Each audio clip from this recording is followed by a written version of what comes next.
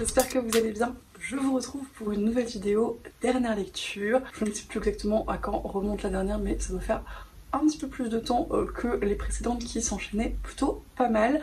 Mon rythme de lecture a un tout petit peu ralenti en ce début de mois de juillet. C'est pas forcément une mauvaise chose parce que j'ai bien charbonné en juin, donc des fois ça fait du bien de lever le pied. Cela étant dit, j'ai tout de même 5 livres à vous présenter. On est largement sur de la fantaisie en tout genre et il y a un petit post-apo pour pimenter le tout. Ça a été globalement de chouettes lectures dans des genres un petit peu différents tout de même. Et je ne vais pas faire durer cette introduction beaucoup plus longtemps. Je vous propose qu'on commence tout de suite. On va commencer par le post-apo tout simplement parce que c'est celui que j'ai lu il y a le plus longtemps. Puis comme ça on passera à la fantaisie juste après. Et le désert disparaîtra de Marie Pavlenko aux éditions J'ai lu, qui m'a été offert par Juliette à l'occasion de notre swap biannuel d'anniversaire et que j'ai lu assez rapidement dans la foulée puisqu'il est tout petit et qu'il m'intriguait pas mal. J'avais déjà lu Un si petit oiseau de la même autrice qui est pour le coup du contemporain que j'avais vraiment beaucoup apprécié. C'était young adult mais très intelligent dans la façon dont c'était réalisé et avec une plume que j'avais absolument adorée. Donc j'étais très curieuse de voir ce que ça donnait dans ce genre très différent finalement. Ici on va se retrouver dans un désert, c'est dans le titre. On comprend bien que l'humanité a encore fait des siennes et que c'est très compliqué à plein de niveaux de survivre. On est dans une tribu qui globalement survit grâce à des ressources de la ville en leur vendant des arbres, du bois qu'ils trouvent dans le désert, souvent à des jours, des semaines de marche et qu'ils ramènent pour les échanger ensuite.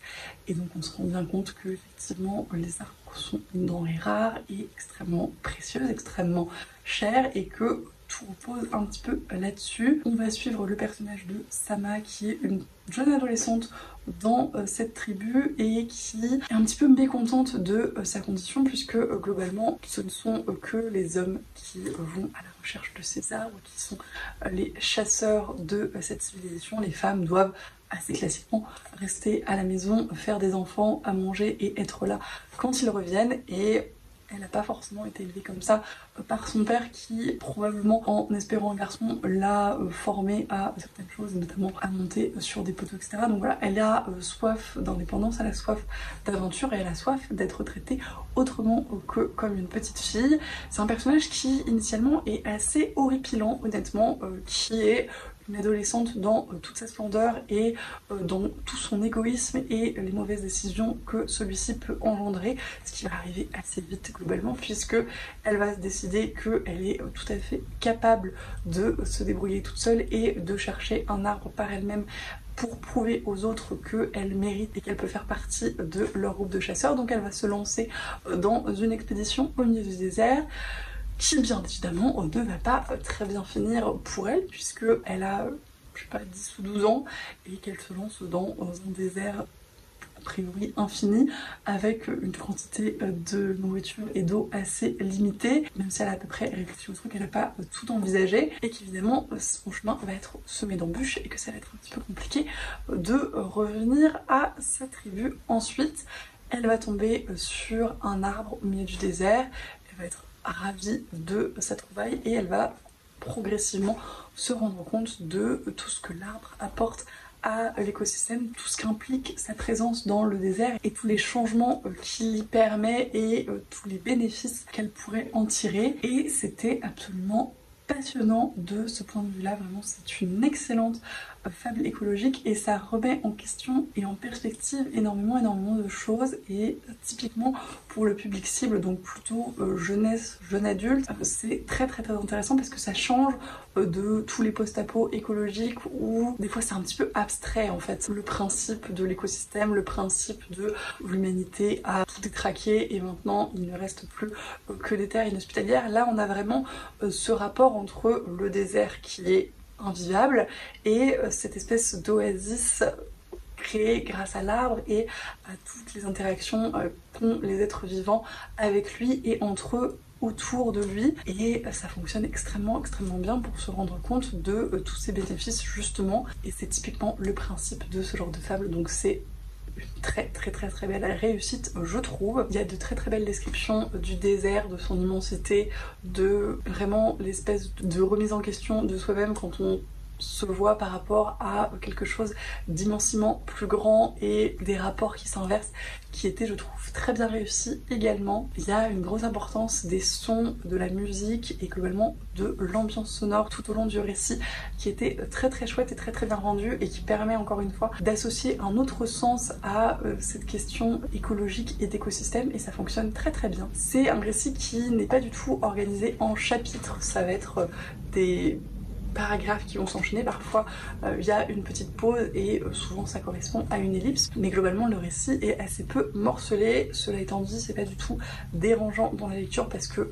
c'est un format très court et ça se lit globalement assez vite. Je l'ai lu peut-être en 2 ou 3 sessions, donc ça s'enchaîne vraiment très bien et c'est très agréable. La plume de l'autrice est toujours aussi belle et toujours aussi prenante, très immersive encore une fois, avec des descriptions qui sont à la fois très réalistes, très enveloppantes et très concrètes, et ça fonctionnait très bien avec cette ambiance, ce désert et cet arbre et tout ce qui implique les uns et les autres.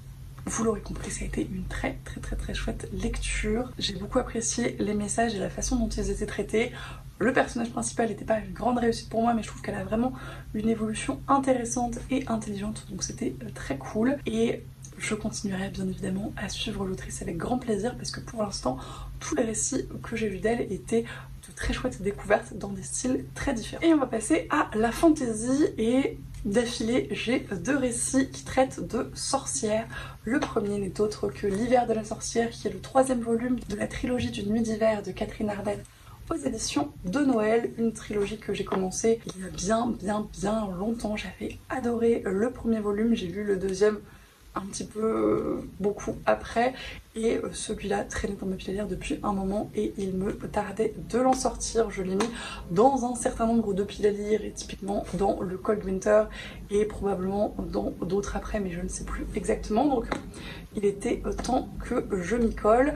Je l'ai lu de façon un petit peu décousue parce que c'était ma lecture de boulot, mais que je reprenais et que je laissais un petit peu de façon anarchique, donc ça n'a pas aider forcément à ce que je m'implique énormément dans cette lecture, et je pense que ça et le fait que j'ai vraiment laissé un petit peu trop de temps passer entre cette lecture et celle des précédents volumes a fait que j'ai pas autant apprécié ma lecture que je l'aurais souhaité. C'était pas une mauvaise lecture, j'ai beaucoup apprécié retrouver l'univers et les personnages, typiquement le personnage de Vassia que globalement j'apprécie plutôt pas mal, et cet univers russe très froid avec tout le peuple magique de ces contrées que je trouve extrêmement intéressant et qu'on ne voit pas franchement dans d'autres récits. En plus voilà, là c'était pétri de contes, de légendes, de magie, de territoires un petit peu fantastiques et mystérieux, et de mondes parallèles finalement, qui fonctionnaient très bien et qui rendaient une ambiance très cool. Mais dans les grands enjeux de cette histoire, j'ai perdu un petit peu d'intérêt et c'est très dommage. Mais encore une fois, c'était aussi du fait de mon rythme de lecture pour ce livre et pour la saga en général. Il y a toujours les grandes thématiques qui sont développées depuis le début, donc la religion, le rapport religion-sorcellerie, le rapport religion chrétienne et ancienne religion avec ces esprits plus naturels qui étaient initialement révérés par le peuple russe et qui sont progressivement effacés par les églises, par les prêtres, etc. Il y a toujours cette narration qui tient pas mal du compte, mais pas tout le temps, et je pense que si j'ai vraiment adoré les passages où on avait l'impression d'être complètement dans un conte, dans un récit de légende, j'ai moins apprécié les parties un petit peu plus réalistes. Et typiquement, il y a une grosse partie du récit qui tourne autour de la guerre et des conflits qui m'a pas transportée et que j'ai trouvé un petit peu longuette. Il y a également le personnage du prêtre que l'on retrouve depuis le début, qui est absolument atroce et qui m'a clairement fait penser à Frollo dans la comédie musicale Notre-Dame, par plein d'aspects et par son espèce d'ambivalence entre sa religion et son attirance pas très saine pour une jeune fille. Donc on a vraiment ce côté prêtre graveleux qui retourne ses propres failles sur les autres et qui prend des décisions en ce sens qui sont absolument atroces. C'est un personnage que j'adore détester et que j'ai encore bien détesté dans ce récit, même si par certains côtés son évolution est intéressante. Il y a également toujours cette question de l'amour entre mortel et immortel qui, je trouve, est mieux traité que dans un certain nombre d'autres récits, typiquement de vampires et autres créatures surnaturelles. Là, pour le coup, la question de l'âge, la question de la mortalité et de l'immortalité est traitée et plutôt bien faite à mon sens, même si, et ça je pense encore une fois que ça tient de la façon dont j'ai lu cette histoire et les 3 tomes, j'étais moins impliquée dans leur relation, dans l'histoire d'amour et dans les sentiments qu'elle était censée invoquer. Je me suis moins retrouvée dans tout ça, donc forcément j'y croyais un petit peu moins et ça a baissé mon appréciation globale. Mais voilà, dans l'ensemble j'ai passé un bon moment, vraiment le gros point fort de ce récit pour moi et de la saga de manière générale, c'est la culture, la mythologie, le folklore russe et tous les personnages qui le peuplent et cette espèce de monde un peu parallèle, onirique, féerique, qui fait le lien un petit peu entre plusieurs temps, plusieurs saisons et ouais, cette espèce de continuum qui est vraiment très cool, et toute la mythologie développée derrière encore une fois, et notamment typiquement le personnage de Baba Yaga que l'on développe un petit peu dans ce 3e tome et que j'ai adoré découvrir par ce biais-là. Je suis très contente d'avoir fini cette saga parce qu'encore une fois, il était grand temps. Je préfère largement le 1er tome et dans une légèrement moindre mesure le second. Celui-ci n'est pas du tout mon préféré de la saga, mais la conclusion est plutôt sympathique et je suis très contente de l'avoir sorti de mes étagères. Ensuite, toujours dans Les Sorcières, j'ai lu à l'Explora Livre anglophone du mois de juin The Very Secret Society of Irregular Witches de Sangu Mandana aux éditions Berkeley ici, que j'ai dans un paperback extrêmement floppy et satisfaisant à manipuler. J'ai passé le live d'hier à le tourner dans tous les sens d'ailleurs et c'était formidable. On en a, du coup, vous l'aurez compris, d'ores et déjà bien parlé avec Juliette et Lucie en live hier au moment où je filme cette vidéo, il y a quelques jours, semaines au moment où vous la verrez. Et globalement, comme pour tous les Explora Livres anglophones, j'ai l'impression, pour l'instant, je l'ai commencé un petit peu tardivement, vraiment toute fin juin, voire début juillet. Heureusement que le live a été décalé et je l'ai lu finalement assez vite ensuite, donc c'était plutôt agréable à ce niveau-là. Le style est très accessible en anglais.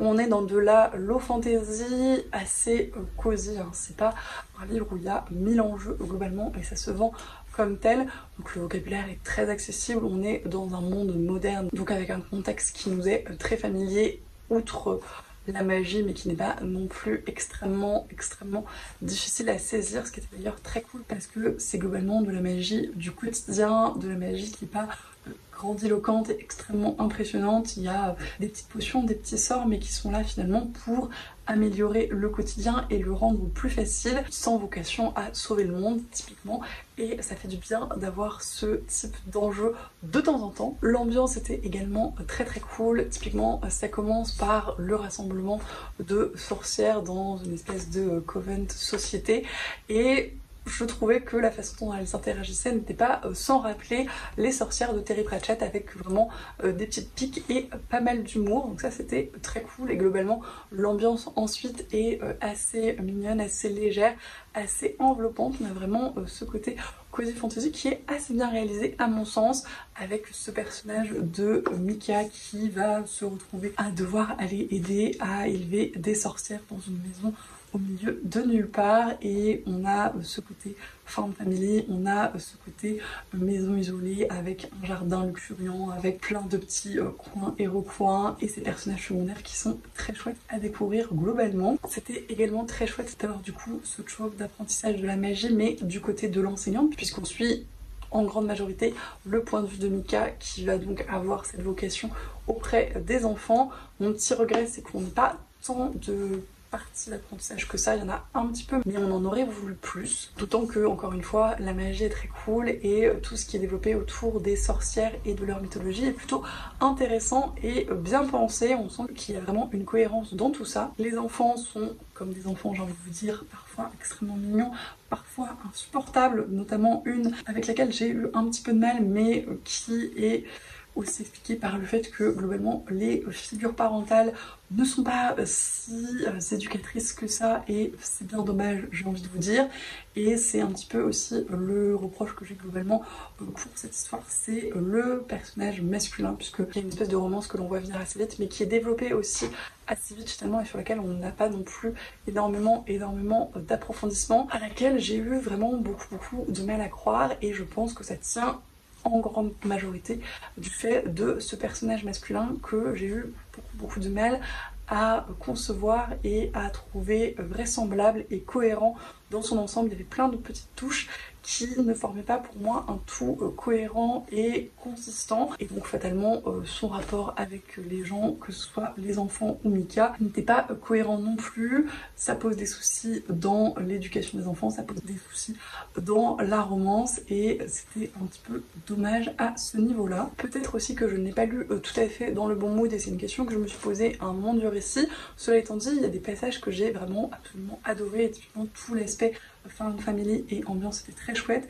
Il y a des petites fulgurances dans la romance où je me suis dit que ça y est, il y avait de la tension et que je commençais à croire à leur histoire, et puis en fait ça retombait assez rapidement comme un soufflet, et dans l'ensemble la relation ne m'a pas du tout ni transportée ni transcendée. Ça se passe en Angleterre et ça se ressent à 1000%, et ça encore une fois ça ne rend l'ambiance que plus cool, et l'amour des Anglais pour le thé transparaît de chacune des pages de ce récit, et c'était formidable. Il y a également des petits messages cool en termes de tolérance, anti-racisme, etc. parce que la diversité est plutôt très chouette. Il y a également des personnages LGBT, il y a des petits messages pro-avortement, et des partis pris résolument modernes globalement, qui font toujours plaisir à lire dans ce genre de récit. Mais voilà, globalement j'ai apprécié le contexte, j'ai apprécié l'ambiance. Le Cozy Fantasy fonctionnait plutôt pas mal, la plupart des personnages secondaires étaient très cool, même ceux horripilants fonctionnaient bien, et il y en a certains qui, même s'ils tendent un petit peu, sont plutôt attachants. Le gros souci c'était le personnage masculin principal entre guillemets, qui à mon sens ne fonctionnait pas suffisamment pour que j'y croie réellement, et c'est un petit peu dommage quand vraiment c'est l'intrigue secondairement principale du bouquin. Donc ça a été une bonne lecture, c'était sympa, c'était pas prise de tête, ça s'est lu très vite et j'ai passé un bon moment, mais je pense que j'en attendais un petit peu plus, notamment après les avis très bons que j'avais vus. Donc voilà, je suis un petit peu déçue à ce niveau-là, mais ça reste une lecture très sympa. Si vous n'en attendez pas un truc incroyable au niveau romance, mais que vous êtes intéressé par le côté Found Family, Cozy Fantasy, dans un aspect un petit peu plus moderne et contemporain que Legend and Lattes par exemple, ça pourrait peut-être vous plaire. Ensuite, pour ma lecture audio du mois, j'ai découvert avec énormément de plaisir le nouveau Jean-Philippe Jaworski, le premier tome du Chevalier des Épines, le tournoi des preux, qui est publié aux éditions des Moutons les Trucs, qui est très beau comme d'habitude, et que j'ai écouté en livre audio parce que je suis extrêmement fan du lecteur de tous les Jean-Philippe Jaworski. En audio, je trouve qu'il est formidable. C'est Jean-Christophe Lebert, si je ne dis pas de bêtises, et vraiment si vous avez l'occasion de l'écouter, moi c'est un lecteur qui fonctionne à tous les coups. J'étais ravie de le retrouver encore une fois, et ça a été comme d'habitude une excellente lecture, une excellente écoute. Bien évidemment, comme je vous disais, le narrateur est formidable et fonctionne extrêmement bien avec la narration. Et globalement, le style d'écriture de l'auteur, je pense que si je l'apprécie autant, c'est aussi parce que c'est un match qui fonctionne très bien avec moi. Je trouve que c'est un narrateur qui met en avant, qui met en valeur la narration et le style d'écriture de l'auteur, et qui se complémentent et se complimentent tous les deux. Le style est assez imagé, assez poétique parfois, et on a des grandes envolées, et parfois c'est plus dans l'action, c'est plus haletant, et on sent vraiment toutes ces variations dans la narration et dans la version audio, ce qui est vraiment formidable et très immersif du coup. Il y a également quelques passages où ça va être des récits, des poèmes, des chants épiques, et ça encore c'est très bien rendu, et ça ne rend les différents formats narratifs que plus sympa je trouve. Globalement on retourne dans le vieux royaume, on retourne dans les romances, mais on va se concentrer sur sa chevalerie, quelque chose qui était un petit peu développé dans les nouvelles, notamment au service des dames. D'ailleurs je crois qu'on retrouve certains des personnages de ces nouvelles dans ce récit, et puis on va développer tout ce qui va être politique autour de ces chevaliers, autour de ces ducs, autour des dames qui gravitent dans ce contexte également. Et il va y avoir un petit peu deux intrigues. La première, c'est des enfants qui disparaissent chez les paysans, dans les villages, des choses comme ça. et l'enquête qui va se mener autour de ça. Et la seconde, c'est la femme d'un duc qui a été répudiée pour cause d'infidélité et qui va déclencher un certain nombre de retournements politiques et autres, puisque il va y avoir un camp pour cette dame et un camp pour le duc, et les choses vont un petit peu s'envenimer progressivement. C'est vraiment très très schématique parce qu'il y a beaucoup plus de fils que ça qui s'imbriquent dans cette trame. Bien évidemment, Jean-Philippe Jaworski construit toujours des narrations assez volumineuses avec vraiment de l'ampleur et de la consistance, et c'est un bonheur à suivre et à voir tout ça qui s'entremêle et tous les tenants et les aboutissants qui sont pas toujours extrêmement clairs initialement mais qui se révèlent vraiment progressivement. C'est un plaisir, d'autant que c'est servi avec un univers extrêmement bien construit, avec vraiment encore une fois des contes, des légendes, des récits épiques, des chants, des poèmes, énormément de matière pour rendre un tout très cohérent, et on sent vraiment que tout est réfléchi de bout en bout. Il y a une religion qui apparaît un petit peu, pareil qu'on avait suivi dans quelques nouvelles de Léomance, et qui là a vu des petits aménagements de doctrine.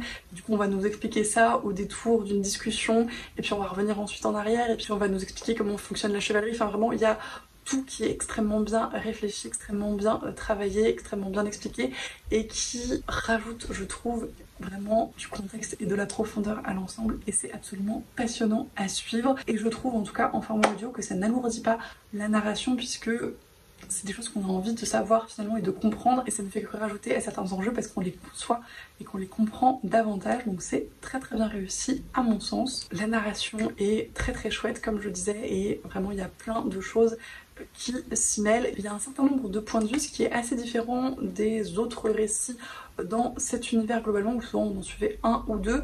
Là il y a vraiment pas mal de personnages, et un point de vue d'un chat que j'ai trouvé très cool également, et qui change également de l'ordinaire, et qui n'est pas n'importe quel chat, qui est très intéressant à suivre également, d'autant que du coup on sent qu'il joue avec les différents points de vue et avec ce que ça apporte à la narration, et qu'à plusieurs moments un point de vue va s'interrompre au moment où finalement c'est le plus intéressant, et embrayer sur autre chose qui initialement nous intéresse moins, mais qui finalement devient de plus en plus engageant, de plus en plus intéressant, jusqu'à une autre coupure où on revient à autre chose, etc. Et voilà, on sent qu'il s'amuse bien à nous balader d'un côté et de l'autre, et ça fonctionne très bien, d'autant qu'il y a l'intervention d'un narrateur et une mise en abîme comme l'auteur sait très bien le faire, mais qui est vraiment très mystérieuse. On ne sait pas qui il est, on ne sait pas sa place dans tout ça, on le voit juste un petit peu apparaître de temps en temps, et ça en rend son point de vue que plus intéressant, je trouve. Et une autre réussite dans la gestion de ces points de vue, c'est qu'ils permettent vraiment de s'attacher aux affections et aux partis pris des différents personnages qui ne sont pas forcément les mêmes, et qui fonctionnent encore une fois très bien, puisque quand on suit tel point de vue, on va se dire mais effectivement c'est lui qui a raison et c'est le bon côté, etc. Et quand on en suit un autre, c'est un petit peu plus nuancé, et un autre va apporter d'autres arguments à l'ensemble, et vraiment tout ça forme un tout très intéressant. Et en tant que lecteur dans la découverte de l'univers, c'est vraiment très chouette à plein de niveaux. C'est globalement un récit chevaleresque par excellence, avec des chevaliers partout, avec des règles de la chevalerie, avec une omniprésence de l'honneur et de toutes les valeurs chevaleresques globalement, du rapport aux dames, etc. Si c'était pas trop votre cam, je ne pense pas que vous passiez un extraordinaire moment, parce que c'est vraiment très important dans l'intrigue, mais moi ça m'a beaucoup plu, alors que c'est pas non plus ce que je recherche activement dans mes lectures. Je trouvais que ça fonctionnait très bien, avec en plus un vocabulaire qui est très recherché, très intéressant, et qui m'a permis d'apprendre plein de choses, qui est toujours très chouette. Et globalement on sent qu'il y a énormément de fils tirés et de mystères à révéler, et que la suite va être absolument passionnante. La fin de ce premier tome est déjà explosive à souhait, et j'ai vu que le second volume était déjà paru en papier et en audio. Je pense me le procurer assez rapidement parce que j'ai pas envie de trop le faire traîner, et j'ai extrêmement hâte de voir ce que ça va donner. Et le dernier livre de cette vidéo est une autre fin de saga, enfin demi-fin si on veut, le troisième et dernier tome de Capitale du Sud, Les Contes Suspendus de Guillaume Chamanadjian, aux éditions du Forge Vulcain, qui est donc la fin de la trilogie de Capitale du Sud dans l'univers de la Tour de Garde. Il ne reste que le troisième et dernier tome de Capitale du Nord pour que cette double trilogie, cette grande série, soit complète. C'était également l'Explora livre du mois de juin en français. Cette fois-ci, on l'a lu avec Lucie en lecture commune et on en a déjà parlé avec Juliette en live sur ma chaîne que je vous remettrai en barre d'infos dans le petit, etc. C'était un très chouette live comme d'habitude. On a les irréductibles de la tour de garde et c'est toujours très cool d'en discuter parce que pour le coup on a toujours pas mal de choses à en dire et c'était comme pour les précédents une très chouette lecture que j'ai vraiment beaucoup appréciée. Globalement le début était très mystérieux mais c'était un plaisir de retrouver Nox et de le voir évoluer dans les suites directes des 2 premiers volumes. Je ne vous en dirai pas trop bien évidemment parce que c'est un tome 3 et qu'il s'en est passé des choses globalement. D'autant que celui-ci spoil également un petit peu Capitale du Nord puisque si vous ne le saviez pas, les 2 séries ont vocation à se rejoindre et c'est typiquement le moment où tous les intérêts convergent. Mais c'était vraiment très chouette. La plume de Guillaume Chamanadian est toujours extrêmement plaisante, très immersive, très évocatrice de plein de choses en termes de nourriture, en termes de sensorialité, ça fonctionne extrêmement bien et c'est vraiment une des grandes forces du récit qui fait que on a vraiment en tête cette ambiance de Capitale du Sud et qu'on la sent et qu'on la goûte et qu'on la garde en mémoire. Nox est toujours bien évidemment un personnage que j'adore suivre, qui est à la fois bienveillant et intelligent et stratège et un peu plus sur ses gardes forcément après tout ce qui lui est arrivé précédemment, mais qui change suffisamment pour être cohérent et pour qu'on continue tout de même à l'apprécier, ce qui est un bon équilibre je trouve. Il y a des constructions qui sont un petit peu en miroir et ne sont pas sans rappeler les premiers tomes de la saga, ce qui fonctionne très bien et qu'en termes de construction je trouve assez fort également. Les fins de chapitre sont toujours explosive et très bien choisie je trouve. Les personnages secondaires que l'on découvre ou que l'on retrouve avec grand plaisir sont également très chouettes. Le personnage de Symètre typiquement est absolument formidable et j'ai adoré le retrouver dans ce tome là. Il y a encore une fois un bon équilibre de tous les ingrédients qui font Capitale du Sud avec des côtés un petit peu plus tranche de vie et tout simplement Nox qui fait le commis d'épicier et qui cuisine et qui fait sa tambouille que j'ai absolument adoré, et puis des côtés un petit peu plus haletants, un petit peu plus dans l'action, typiquement plutôt dans la seconde moitié du récit qui s'accélère davantage jusqu'à une fin encore une fois assez explosive, mais comme peuvent être construits les précédents tomes également. La chronologie est un petit peu plus emberlificotée dans ce volume que dans les précédents, mais c'est pas du tout confusant je trouve à lire. On voit que l'auteur maîtrise bien son contexte et son histoire et sa timeline et il arrive bien à nous faire comprendre où on en est dans celle-ci, ce qui n'est pas toujours évident quand les temporalités se mélangent. Et là franchement j'ai pas du tout été perdue, même quand c'était pas forcément explicitement dit, on savait où on en était et c'est vraiment une belle réussite à ce niveau-là je trouve. Il y a comme toujours et comme je le disais beaucoup de twists, de rebondissements, d'actions, de choses assez inattendues mais qui permettent des révélations par rapport à un certain nombre des problématiques développées précédemment. Et quelque chose que j'ai absolument adoré, c'est dans le titre, les contes suspendus. On va parler de contes, de mythes, de légendes, de récits fondateurs, de cette espèce de toile de fond de l'univers qui est tissé par les gens au fil du temps, qui évolue, qui a des influences dans le monde, dans le passé, dans le présent, etc. C'est vraiment des choses que j'adore dans les récits de fantasy et que j'ai absolument adoré retrouver dans celui-ci, qui est extrêmement cohérent avec l'univers de la tour de garde et avec le personnage de Nox et avec tout ce qu'on développe de Capitale du Sud depuis le départ. Et c'est vraiment quelque chose que j'ai trouvé formidable et très bien joué. Ça a été vraiment une excellente lecture pour moi, j'ai trouvé que c'était une très belle conclusion. Effectivement, je regrette certaines réponses, certaines choses qui sont allées peut-être un petit peu vite et qui n'étaient pas tout à fait aussi développées que je l'aurais souhaité. Cela étant dit, ça m'a pas tant dérangé que ça dans ma lecture, c'est surtout en discutant avec Juliette et Lucie qui effectivement, je comprends qu'il manque certaines choses à certains moments pour avoir vraiment toutes les réponses nécessaires, mais honnêtement quand j'étais dedans et que je profitais de ma lecture, ça n'a pas franchement été un souci pour moi, donc voilà, c'était vraiment une excellente lecture. J'ai un énorme coup de cœur pour toute la saga d'une manière générale. Si vous n'avez pas encore découvert Capitale du Sud, si vous n'avez pas encore découvert la tour de garde et que vous aimez la fantasy, je ne peux que vous recommander à 3 milliards de pourcents extrêmement chaudement de le tenter parce que c'est vraiment une saga qui change de ce qu'on a l'habitude de lire, qui est extrêmement plaisante à découvrir. Et voilà, c'en est tout pour ces dernières lectures. Merci d'avoir regardé cette vidéo jusqu'au bout si vous êtes encore là. J'espère que ça vous a plu. N'hésitez pas comme d'habitude à me dire si vous avez lu certains des livres que j'ai présentés, si d'autres vous tentent, si vous avez lu certains des tomes, des sagas dont j'ai parlé parce qu'il y en a quelques-uns également, si vous avez fait de belles découvertes ces derniers temps, si vous avez des contemporains à me conseiller, je suis preneuse également. Si vous avez fait de très chouettes découvertes, si vous avez un coup de cœur incroyable, n'hésitez pas à me le dire, je suis toujours très curieuse de vos recommandations. Je vous remercie bien évidemment pour tous vos commentaires, tous vos messages, tous les échanges qu'on peut avoir, tous vos abonnements qui sont toujours de plus en plus nombreux et qui me touchent énormément, et merci d'être toujours présent avec enthousiasme sur des vidéos sur Instagram, etc. Dans les lives Explora-Livre typiquement, parce que c'était un petit peu aussi le sous-thème de cette vidéo. Vous êtes toujours nombreux et nombreuses au rendez-vous et ça nous fait à toutes très plaisir, donc merci encore pour ça. Je vous souhaite bien évidemment d'excellentes lectures et je vous dis à la prochaine.